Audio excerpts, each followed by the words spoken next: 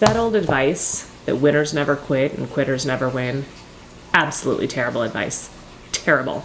Winners quit all the time. They just quit the right things at the right times.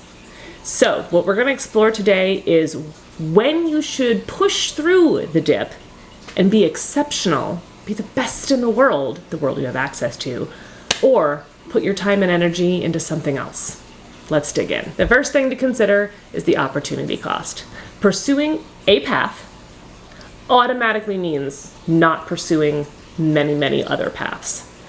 If it's a scheduled appointment on your calendar, going to, for example, your kid's soccer game means that you can't then go to a basketball game or, anything else during that time that you have that soccer game. So there is an opportunity cost. You have to think very hard about what you're giving up and what you're getting by pushing through the dip on a path or not pushing through the dip and switching to something else. If you have a very strong internal drive to do something and you are going to make it through that dip and you're going to be exceptional and you will not accept defeat, check out that video here, then do it and give it everything you've got and get through the dip. The second tip, the dip is a barrier to entry. Only the exceptional people, the people who have a plan and anticipate and have a very strong internal drive to get to the other side, make it through. And that exceptionalness, that creates scarcity, leading right into the third part, which is scarcity creates value. So if you have the perseverance and the drive to make it through the dip, the value is at the top after the dip. It's through it.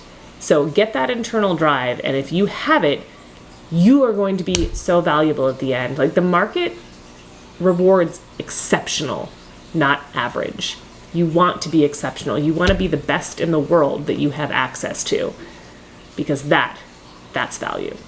The fourth one is it requires focus to be exceptional, not to be average, not to be well-rounded, but to have an edge. So that advice from school about being well-rounded, that's not necessarily the best advice in this particular situation. The better advice for getting through the dip is to keep that focus and drive and internals.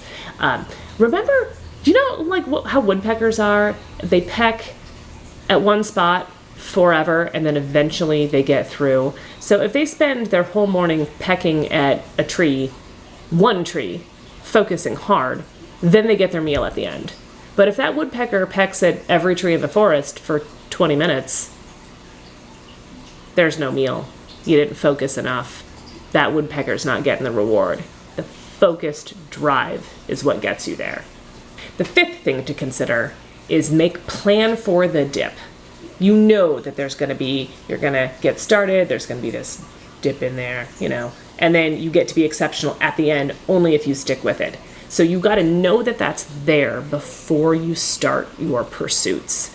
So if you want to say, if you're comparing, say, windsurfing and canoeing, because why not, are you going to like canoeing enough to put in everything you've got to get through that, to become exceptional, to go big or go home?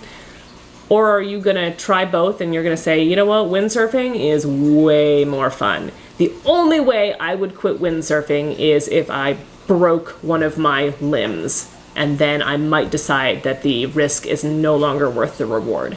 But I'm going to otherwise, short of breaking a limb, I am going to learn how to windsurf, and I'm going to be amazing at it. So that's how you know when you're willing to make a plan that sets very specific circumstances for quitting. And if those circumstances have not come true, then you've got to go for it, and you go big or you go home.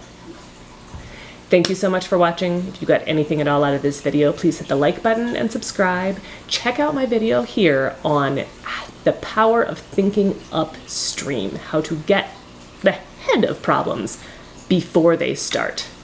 Keep being amazing.